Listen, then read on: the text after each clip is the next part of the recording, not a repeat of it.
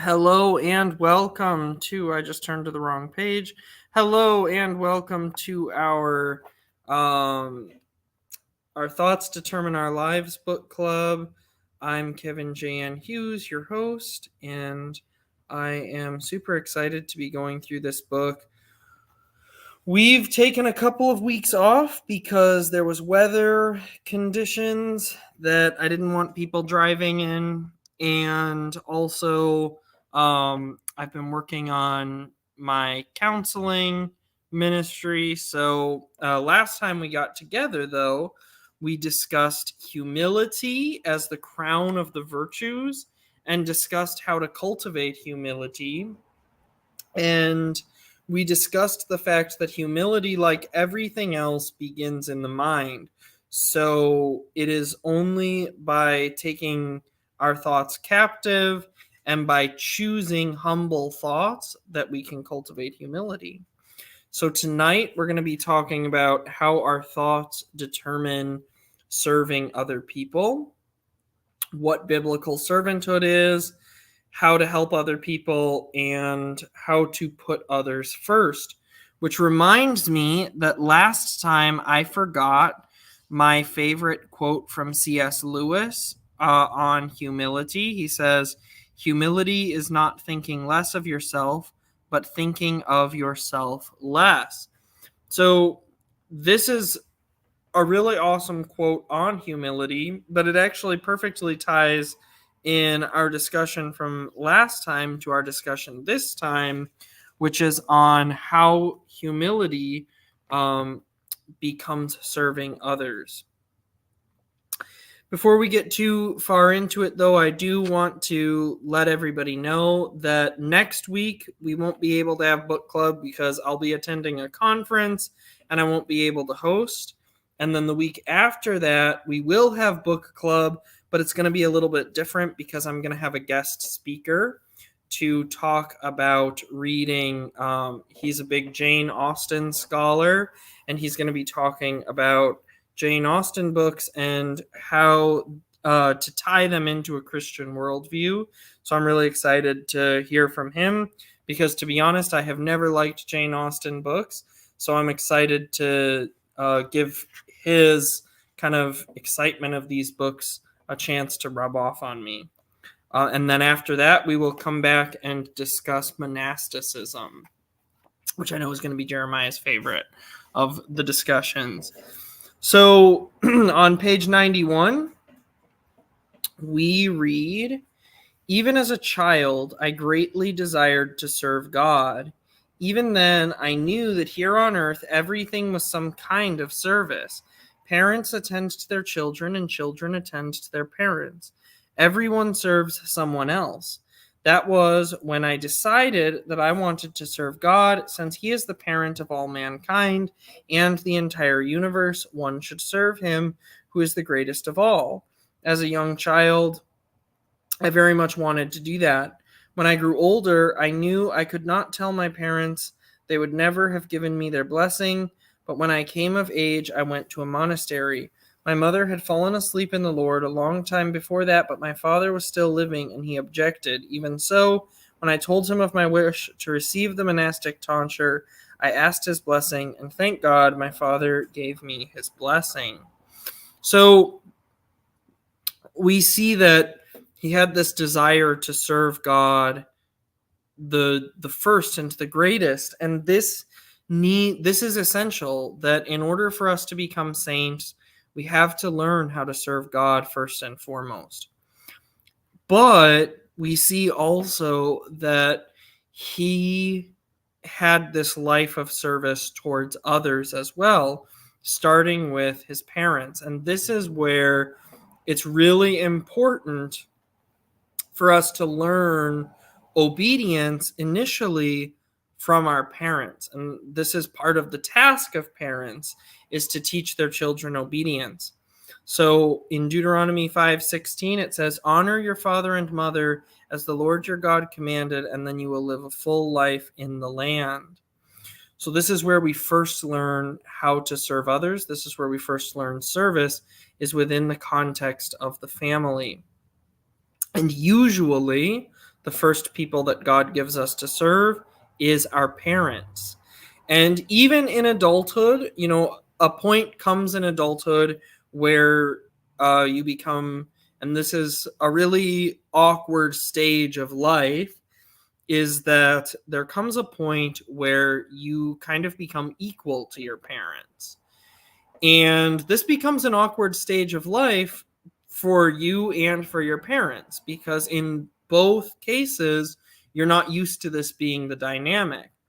But if we do a good job as parents, and if we do a good job as children learning, this actually can be a very beautiful time and a very beautiful process. And the most important thing for children to learn from their parents is how to put God first.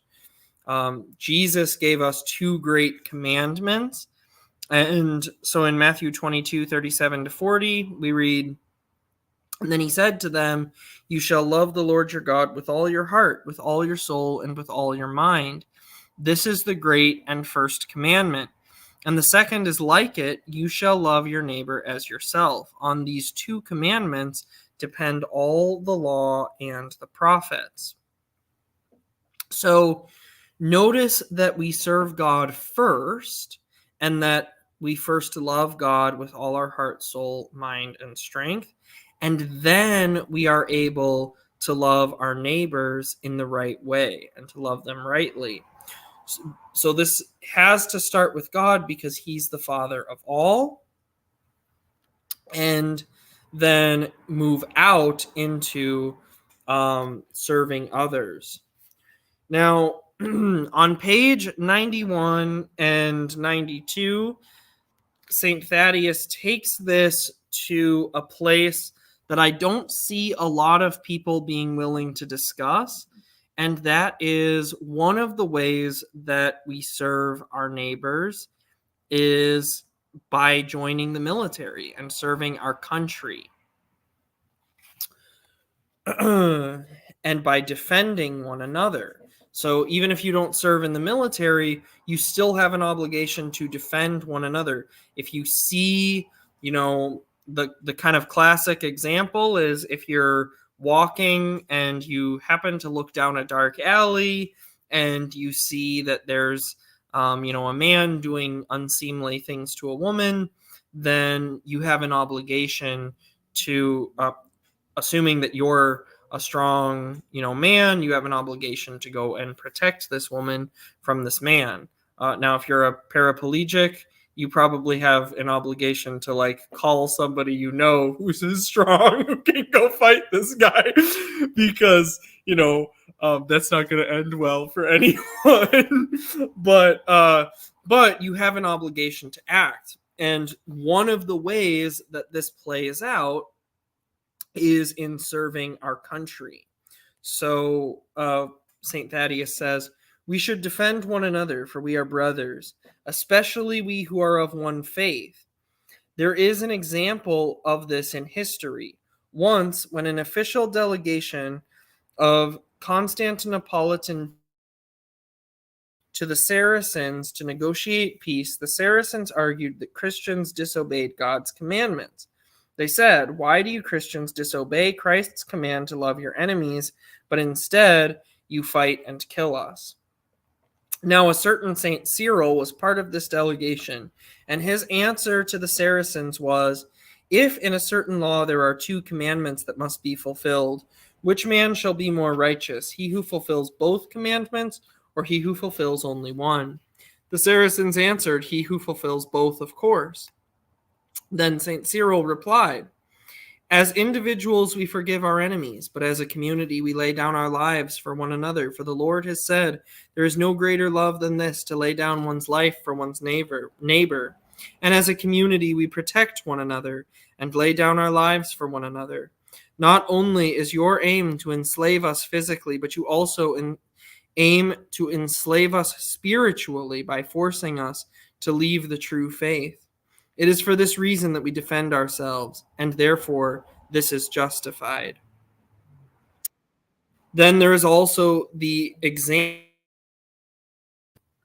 Ionicus the Great. He was a soldier for 20 years. He was amazing. Whenever he fought in battle, he won. He had never been defeated. He never gave a thought to his own life, but laid down his own life for others, and the Lord preserved him. Later, when he became a monk, he was a great saint and wonder worker. There are many such holy warriors, such as the holy King David, who said, "Blessed are they whose iniquities are forgiven and whose sins are covered." Righteousness acts never in its own interest, but always in the interest of fellow men. So, this is why pacifism is not a Christian virtue. There's another example in church history in which the Empress of Constantinople called upon a man who had joined the monastery. Now, because he had become a monk, he had taken a vow of pacifism. So he was going to reply that he could not go to war. Who has also subsequently become a saint, came to him and said, "No, your country calls you and you must go." And he said that he would actually be disobeying God by not going and fighting in the war to help preserve the Constantinople against the Muslims. So when we defend others, this is a virtuous act, and we need to be willing to defend our fellow men. So pacifism is not a Christian virtue. In fact, in true full-orbed biblical Christianity, there is something virtuous in military service if you're serving a Christian nation, especially. So additionally to that, though, any work that we do, any labor that we do belongs to God. So in Ecclesiastes, we read, "Whatever your hand finds to do, do it with all your might." So any work that we do can be a way for us to serve God and also a way for us to serve other people. Now, obviously, I don't mean literally any work we do. You can't open up a strip club and say, "Hey, whatever your hand finds to do," right? Um, you can't do that. You can't open up a brothel and say, "I'm doing this for God." That's obviously not what I mean. But when we labor in legitimate work to provide for our family, when we labor in legitimate work that puts us in the community and makes us part of the community, we can do that for God, and we can do that as an act of service to our neighbors. And this means that we should highly value the work that we do and what we put into it.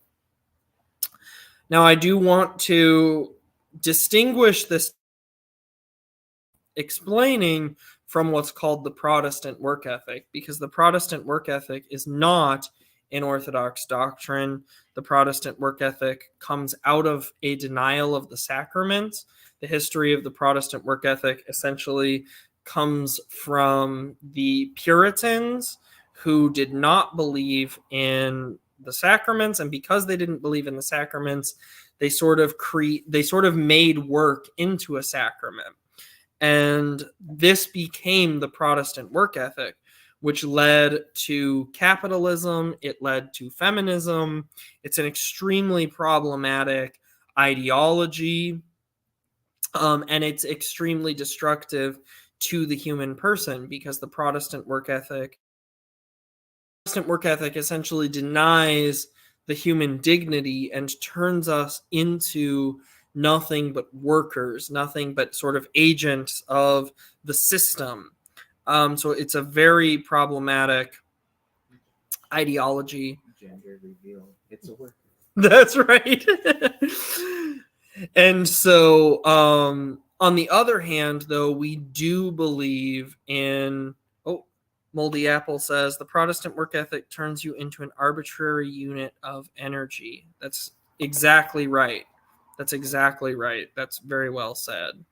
So this is a difficult concept, though, because when we do any kind of work that is for the glory of God, that means that, it's not about who our boss is. It's not about whether or not we enjoy the work. It's not about whether or not the work is pleasant. It's about doing the work for God and doing the work in a way so as to better ourselves and our community. Now, I'm going to throw out a caveat, and that is I have had to work some very menial jobs. And for a time back when I was Protestant and believed the Protestant work ethic, I was like, hey, these menial jobs are for God too, so I should just stick it out and give my all to these companies. But over time, as I came to see the error of the Protestant work ethic, I also came to see the error of that ideology to a certain extent. I actually don't think you should pour out all of yourself into corporations that hate you and just want to, as Moldy Apple says, use you as an arbitrary unit of energy. I think that you should give them what you have contracted to give them. And during that, you should strive to better yourself and enable yourself to do something that you can actually do for God and that actually serves the church and serves your community. So, if you're stuck in a situation where you're, I don't know, a used car salesman and you really hate your job, yes, keep at your job to provide for your family and all that, but also strive to learn and grow and find something else that you can do that enables you to serve your community, serve your family better, and that sort of thing. And I think this is one of many things that the Protestant work ethic misses, is that the Protestant work ethic tries to get us to do something that's kind of unnatural, which is pour ourselves out into these sort of unnatural menial jobs, whereas instead we should be looking for something that actually enables us to use our skills and actually enables us to build up the community. Like throughout most of human history, people didn't really have the option to work stupid menial jobs that had no value. That's kind of a unique feature of capitalism and socialism. Right? It's the American dream, the American nightmare. But the like in the medieval world, everybody's jobs were jobs that actually uplifted the community, and that's what we should be striving for. Not just because it's the medieval world and the medieval world is super based. No, but what I'm saying is that that's kind of the way that Christianity idealizes work, is that work should be something that actually produces value and that actually benefits your community and especially your church community, if at all possible. But as we think about these things, it's important to note what Elder Thaddeus says on page 93. Strictness towards our neighbor is dangerous. The strict can progress to a certain point only, and then they remain merely at the level of physical abstinence. One must be kind, meek, and merciful in one's relationships with people. So when we think about not just work and all this, but when we think about serving others, part of serving others is learning how to be strict with our own selves. We don't want to become lax Christians. We want to be very strict in our relationship, to be non-judgmental, because you can't serve your neighbor if you're busy judging your neighbor and thinking ill of him. And this is why Jesus gives us a really awesome rule to help us with this. He says, why do you look at the speck in your brother's eye, but you do not consider the plank in your own eye? And then he goes on to say that you should first remove the plank from your own eye, and then you will see clearly to help your brother with the speck in his eye. So notice that Jesus doesn't say, don't think about the sin that's in your brother's life. He doesn't say that. He says, first work on your own life, and then you'll actually be able to help others. But so we do have to love people enough to be able to correct them when it's appropriate. But part of that is learning to deal with your own sins, because that way you won't be judgmental towards your neighbor. You'll actually care about your neighbor, and you'll have the right mindset when you go into it. The key of this is that it's actually very simple, and it only takes one person to make a dramatic impact by living this way. On page 94, it says, if there were just one such person in every company, factory, or office, that would be the way towards peace. Only one person who is prayerfully connected to God is needed, and we will have peace everywhere, in the family, at work, in the government, and everywhere. It is the presence of such a person that we are freed from the gloomy and cumbersome thoughts. So, the point he's making there is be that person. As Saint Seraphim of Sarov says, acquire the spirit of peace within you, and thousands around you will be saved. Now, this is difficult, and I understand that it's difficult, and it requires us to do what we talked about a couple of weeks ago and cultivate humility and mercy, humility in ourselves and mercy towards other people. That's what it requires of us. But if we are willing to do that, if we are willing to be that person who is humble and who is full of mercy and compassion, then it really does have kind of a radiating effect on the people around us, because they see the transformation that's taken place within us.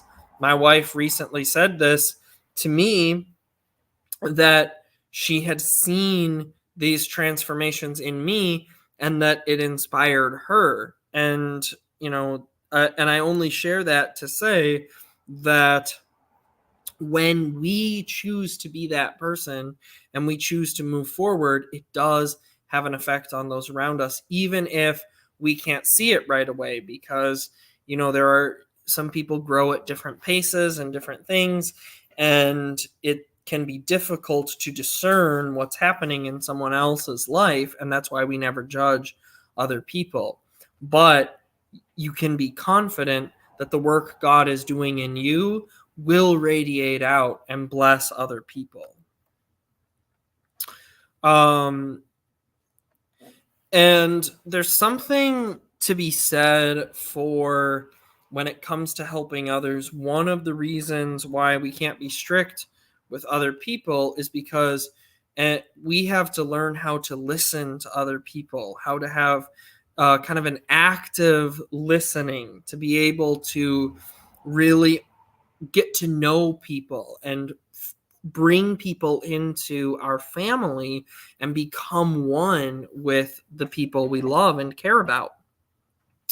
Michael Emlet, a Protestant biblical counselor pastor, said in his book Crosstalk, understanding both the story of God and the stories of the people we serve is necessary to help others embrace the transformation the Bible envisions for God's people. So it requires actively listening to what people are saying, actively getting to know people, and forging that relationship with people so that we can make their struggles our own.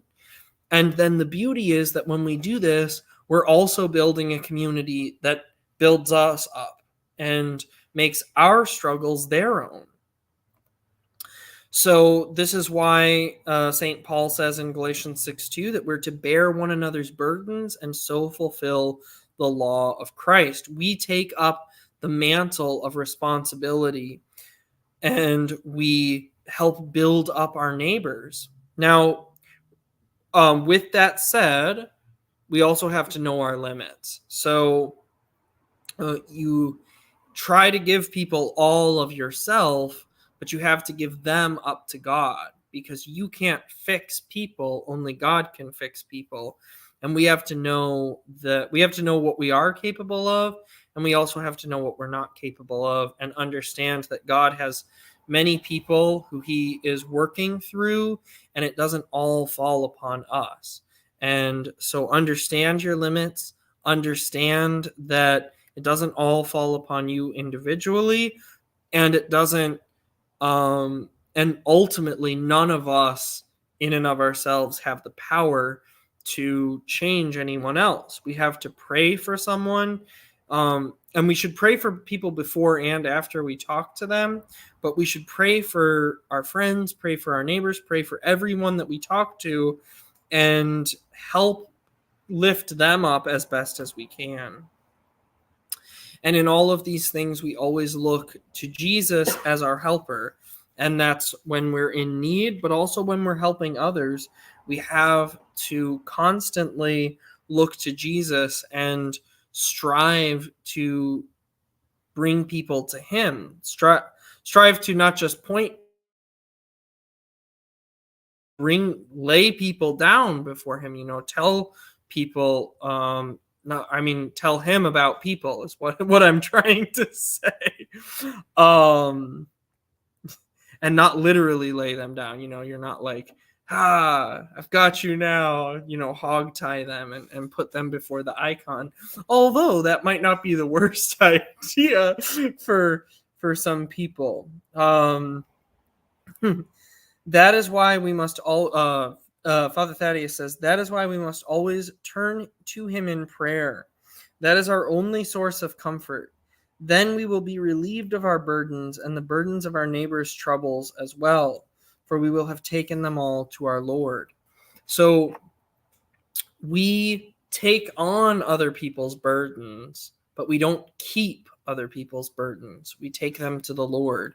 And this is why we constantly pray so much, because we can take on someone else's burdens, but then in order for us to be effective, we have to give those to God, because we aren't really capable of bearing our own burdens, let alone someone else's. So we take our burdens and theirs to God. Otherwise, we end up feeling hogtied before the icon. And in this, God calls us to bring all of our cares to him. In 1 Peter 5:7, he says, cast all your cares on him, for he cares for you. And this is what God wants of us. He wants us to take all of our cares and all of our neighbors' cares to him. He cares about everything that burdens us, God cares about. St. Thaddeus says, if we have a burden beyond our bearing, we must turn to the Lord immediately like this. O Lord, I cannot even bear my own infirmities, yet now I must bear the burdens of so-and-so. I cannot cope with all this responsibility. I cannot do this myself. And because I feel that I have no desire to cope either, all of this weighs even more heavily on my conscience. I wish to help my fellow man, but I do not have the means. And by means, he doesn't just mean money. He means like literally our spiritual means, our strength. We don't always have the strength to help other people. And so we pray. My neighbors think that I don't want to help, but that is even an additional burden to me. And how often does that happen to us? People are asking you for help and you have nothing left to give. And so now they're thinking that, oh man, this guy doesn't care about me. And that's even more hurtful. It's like, no, I do care. I just don't have anything left for you. I've given too much this week.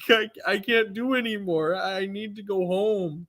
And this is where we turn to God in prayer, and we can be honest with God about that. Like, I have this burden. I have taken on all these other burdens, and worse than that, I can't help people as much as I want to, and that hurts me as well. When we pray to the Lord from our heart and bring all of our cares and troubles to him, as well as the cares and troubles of our fellow men, he takes this burden from us and we feel lighter immediately. Whereas before we were entangled in the net of our own thoughts, we are relaxed and at peace, for we have given everything over to the Lord.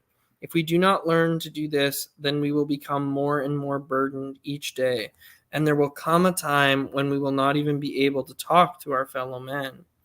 Why? Because we are overstressed, and we think to ourselves, go away, I can barely cope with my own hardships. I certainly cannot cope with yours as well. That is why we must learn to be at peace within our thoughts. For as soon as our thoughts begin to oppress us, we must turn to God and take to Him all of our cares and the cares of our neighbor.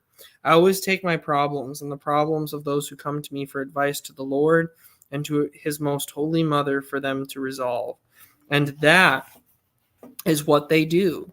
As for me, I cannot help even myself. How then can I help anyone else? When our neighbor comes to us with his troubles, we take part in them.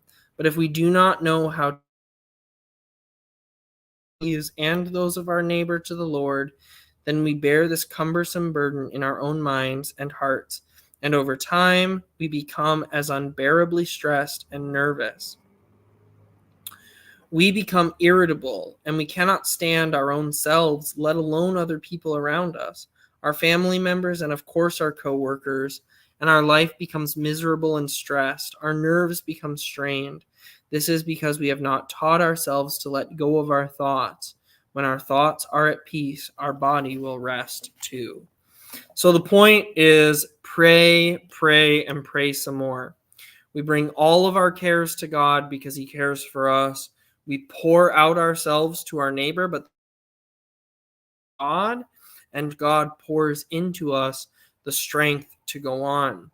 And also bring the issues of your family and friends, bring their issues to God as well, and trust that God will solve these things. And then you don't have to take the burden on to yourself. I mean, we take the burden on, right? But you don't have to hold the burden. You're not like walking around with this huge backpack everywhere, and then other people are walking around with big packs and you're throwing those on top. It's not like that. It's more like you see your neighbor and he's struggling and you help him up, and then you pray and God helps take his pack, and God is helping with your pack as well, so that you can be light and you can move effectively. And this is Elder Thaddeus refers to as the secret power of the saints. This is where the saints, all of their power and their ability to overcome everything and to help so many people, all of this comes from the fact that they were incredible people of prayer, and that they were incredible people who could bring everything to God and who were diligent to bring everything to God. This is where faith meets life, is that we should bring everything to God, everything that we're going through, and we should be delighting in taking everybody else's burdens upon ourselves, because we know how to give those things back to God. And if you struggle with spiraling thoughts, and you struggle with not being able to give up your own burden to God, then work on that first. Work on just being able to pray, but don't stop there. Look for ways to help other people. I know a young man who's really good at this.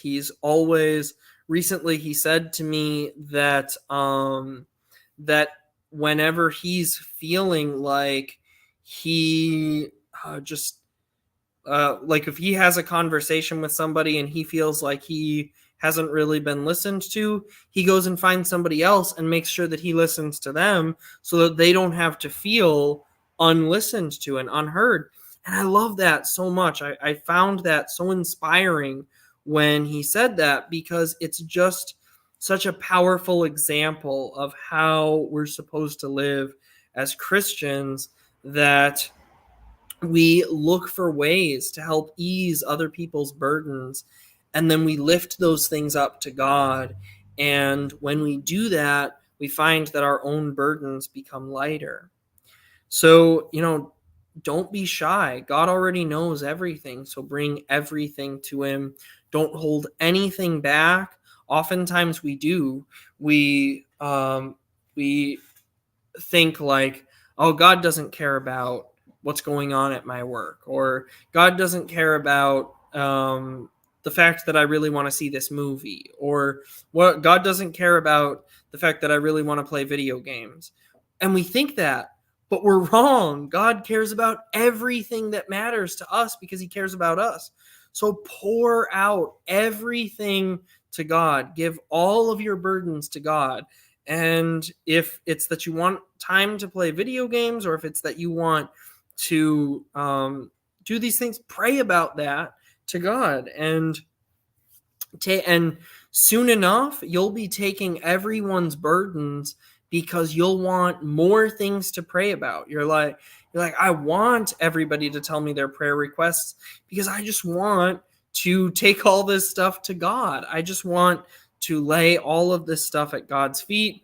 I'm laying all of my burdens, and it just feels so wonderful that I want your burdens too, so that I can bring them to God. And suddenly all of these issues of life that are happening start to feel a lot like blessings in and of themselves, in a weird kind of way, because you stop thinking like, man, my finances are a mess, and this is terrible. And you start thinking, yeah, my finances are really a mess, but I just know that God is working this out. And so another piece of advice that Elder Thaddeus gives us, and this is a really difficult one for ministers, it's page 96, and it's section 9 for those following in their book. It says, our plans and interests often interfere with our lives. We make all these plans believing that we will never succeed in anything unless we arrange everything meticulously. We truly must not do anything in haste. It is when we are in a hurry that the enemy traps us. In haste, we cannot be aware of whether we have said something to offend our fellow man, or whether we have ignored him because we have no time to think of him. We are too busy with plans inside of our head. In this manner, it is easy to sin against our neighbor. And when we sin against our neighbor, we are actually sinning against God, for God is everywhere. He dwells in the souls of each and every one of us. Our relationship toward God and our fellow man defines our relationship towards God. It seems that we do not understand one thing. It is not good when we return the love of those who love us, yet hate those who hate us. We are not on the right path if we do this. We are sons of light and of love, the sons of God, his children. And as such, we must have his qualities and his attributes of love, peace, and patience to all. So, this is something that we have to really think about, is how to just slow down. Recently, I've kind of had some experience with this because I've been very diligently, so my wife got into biblical counseling years ago, and for a long time, I've really had a passion for these things, and I've talked about it on YouTube. I've read lots of biblical counseling books. I've done biblical counseling courses in different places, but I never thought that I would actually be able to be a biblical counselor, because I felt like in my own life there was so much that wasn't quite right. And then my priest encouraged me to get into biblical counseling. So God has just opened up all these doors that I never would have expected.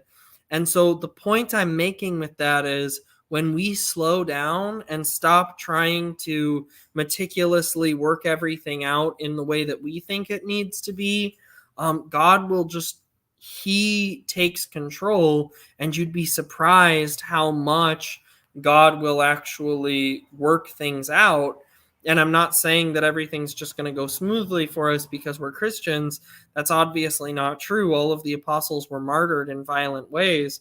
But my point is that you'll be surprised.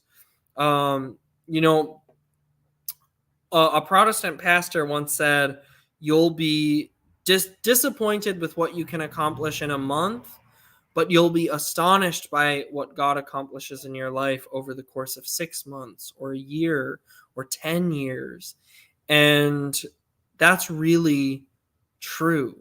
I could not have imagined 10 years ago being where I am today, and I could not have imagined 5 years ago being where I am today. And I think most of us can relate to that to some extent. So, you know, slow down, let God be God. Don't try to meticulously, be in control of every detail, because we'll just get it wrong anyway. And Jesus gives us a really good example of this principle, because he spent 30 years just living in obscurity, hanging out in the carpentry shop, and he had a world to save, but he just spent 30 years chilling. And then he spent 3 years in ministry, where he really only made 12 close followers and 120 or so, give or take, like not as close followers. Ended his ministry in death and suffering, and yet this was the wisdom of God at work. It is the strange kind of wisdom of God that looks like foolishness to those who cannot see what God is doing. But in the long run, Christianity has become the largest religion in the world, and empires have become Christian, and kingdoms and nations have become Christian. And all of this started with 30 years of obscurity and then 3 years in ministry that ended in death and suffering because of God's resurrection power. The wisdom of God is made manifest in the cross, and the wisdom of God is made manifest in the resurrection. But resurrection happens after death. You must die in order to resurrect.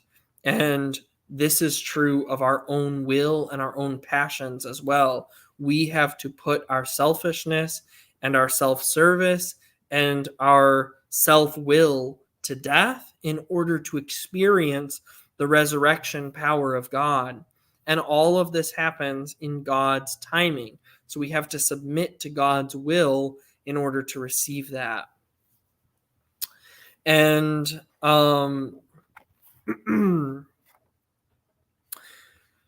so on page 97, section 11, we read, "The Lord calls every one of us into being with a certain goal and plan in mind.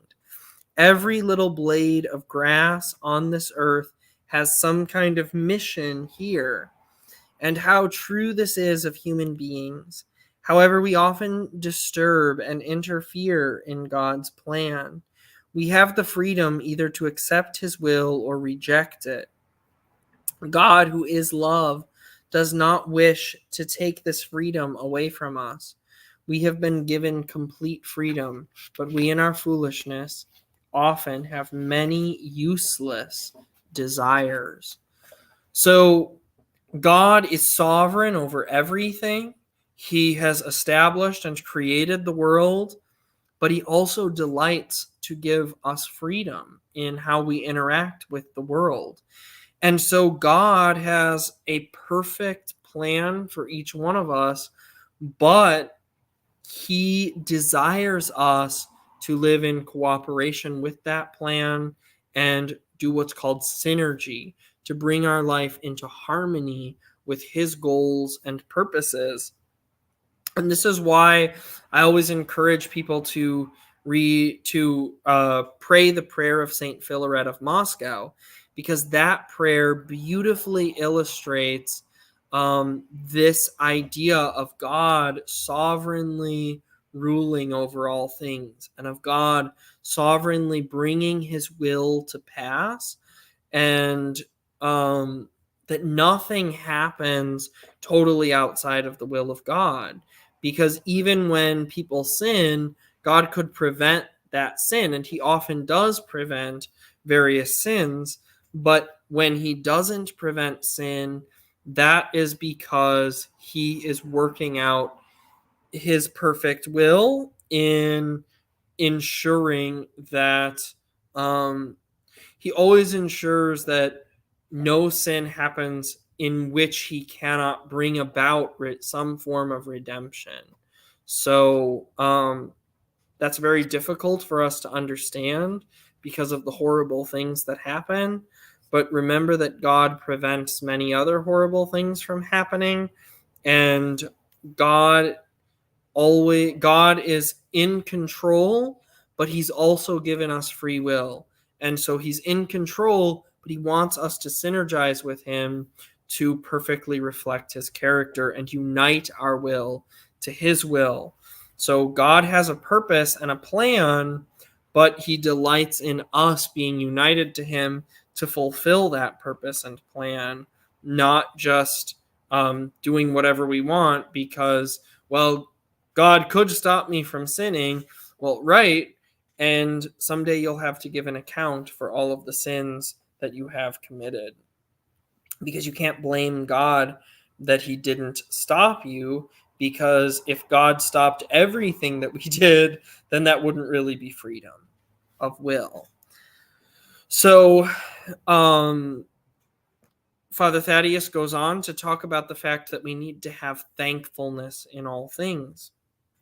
And this is the outgrowth of that prayer of St. Philaret of Moscow, is that as we meditate upon God's timing and upon God's perfect working of all things to his glory and to the benefit of those who love him, as he does this, we need to, as we synergize with this, we need to have gratitude for everything that God is doing.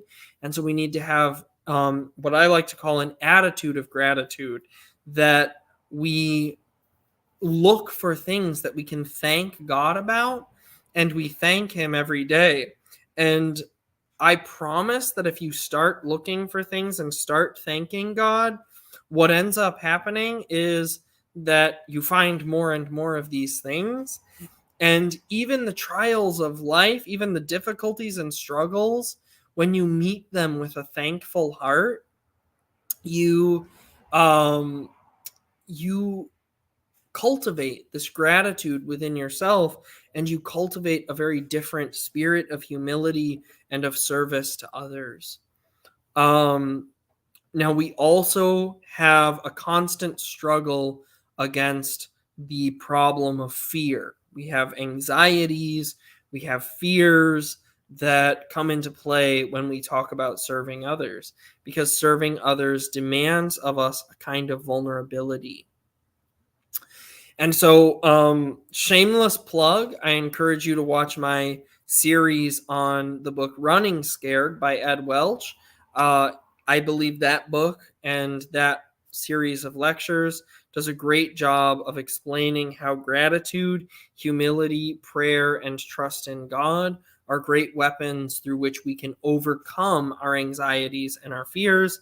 And I believe that there is no fear or anxiety that is more powerful than God's work in our life. And I know that that sounds trite, but I promise if you go and watch that series, I explain it, and I explain how you can work through your fears and anxieties. So I'm not going to do a big thing about that here and now, but what I will say in the here and now is that that problem of fear doesn't have to be hopeless. We don't have to meet fear with hopelessness. We can meet fear with courage, knowing that God is with us and that there are biblical, orthodox methods of dealing with fear and of overcoming it for the glory of God. So, another thing that we need to contemplate is how to be careful with our words. Careful with our words.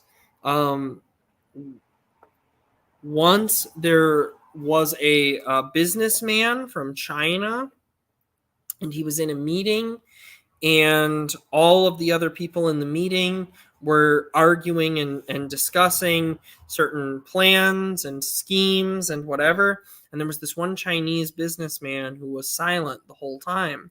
And after the meeting was over, one of the other people from the business said, "Why didn't you say anything the whole time?"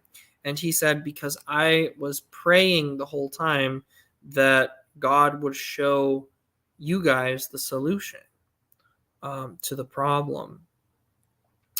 So there's great wisdom in this. There's great wisdom in learning when to be silent, learning when not to speak. Sometimes we can serve others best by saying nothing at all rather than saying the wrong thing. And it requires humility and wisdom to know when to speak and what to say. And so sometimes we have to have the humility and wisdom to not say anything. I remember one time I was out to breakfast with a gentleman whose wife had passed away, and he blamed himself. And I talked to him about, you did everything you could and all of this. And he actually broke down and started crying, saying, I did everything I could, but it wasn't enough. She still passed away. And instead of saying the wrong thing or saying anything that would have been trite or meaningless, I just said, "I'm so sorry for your loss, and I'm so sorry you've gone through that." And he, being there, being present, and not saying any stupid things was enough to help him in that moment. So we pray before we speak, and God will give us the right things to say at the right time. And if God isn't giving us the right things to say at this present time, then that means a good thing to do is to not say anything at all. And this brings me to a point about social media, because social media culture is very argumentative, very not conducive to this idea.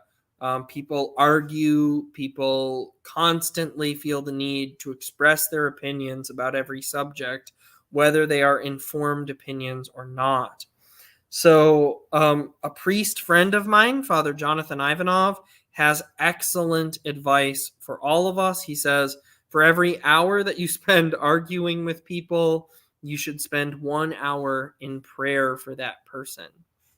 So whenever you, the way I kind of work through this is I always pray before, or I strive to. I don't always succeed at this, but I strive to always pray before I write a Facebook comment or make a post or anything. I pray first, and then I pray afterwards as well. So I pray for if I'm writing a Facebook comment or an Instagram comment or a DeviantArt comment, I first pray for the words to say, and I pray for the person I'm replying to or whatever.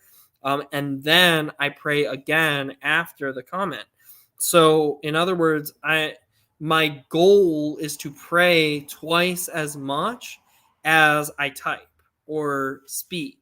My goal is that I would pray twice as much and twice as often as I argue with someone or discuss things with someone. And I've found that this has a very transformational effect on how I interact with people on social media, because I don't really argue with people. because it's too time consuming. I'm too busy praying all the time.